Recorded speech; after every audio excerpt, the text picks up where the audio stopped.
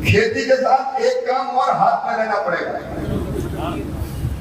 चाहे वो पशुपालन का हो, चाहे वो मधुमक्खी पालन का हो, कृषि वानिकी का हो, अलग अलग तरीके करेंगे। पशुपालन के लिए मैंने एक 75 करोड़ की परियोजना भारत सरकार से स्वीकृत करके मध्य प्रदेश सरकार को देगी। खेती के साथ अगर गाय भैंस तो दूध से भी एक्स्ट्रा इनकम हो सकती है और उससे हमारे परिवार का बेहतर काम चल सकता है। तो खेती में जितने इनोवेशन हो सकते वो करने की कोशिश करता है। किसान अन्नदाता है, अन्नदाता मतलब जीवन दाता, और किसानों की सेवा मेरे लिए भगवान की पूजा है। ये मान के दिनों रात में काम करने की कोशिश कर रहा हूँ पूरे भारत में, सुबह कहीं शाम कहीं। मेरे विभाग को 16,000 वर्कर जो कभी गाँव में नहीं गए, खेतों में नहीं गए,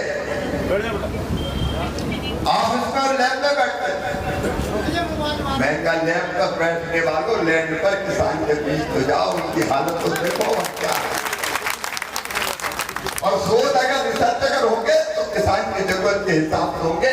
विकसित कृषि संकल्प अभियान चलाया, फसल बीमा योजना में कई तरह की बेईमानियां हुई, एक एक करके उनको दूर करने की कोशिश कर रहा हूँ। बीमा कंपनियां कई बार किसान को पैसे ही नहीं देती थी, साल भर चले, 1.5 साल चले। और कांग्रेस के जमाने में तो ब्लॉक तहसील इकाई होती थी बीमा की, मतलब पूरी तहसील में फसल खराब हो तो फसल बीमा के पैसा दे। एक गांव में, 2 गांव में, 10 गांव में फसल बर्बाद हो जाए तो किसान भगवान से प्रार्थना करे कि सबकी निपटा सब हमें मिलेगी। अब मैंने तय कर दिया है कि एक किसान की फसल भी बर्बाद होगी तो फसल बीमा योजना का लाभ दिया जाएगा और समय पर पैसा मिले। पूरे सेटल होने के बाद 21 दिन के अंदर बीमा कंपनी ने अगर पैसा नहीं दिया तो 12% ब्याज लगेगा, वो ब्याज भी किसान के खाते में डाला जाएगा। अभी परिवर्तन रहेगा।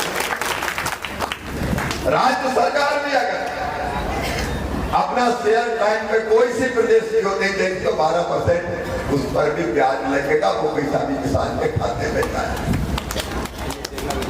किसान की जिंदगी बदले, इसे नकली खाद और नकली पेस्टिसाइड के खिलाफ कड़ा कानून बनाएंगे। ये फैसला हमने किया है ताकि बेईमानी करने वाले बचे।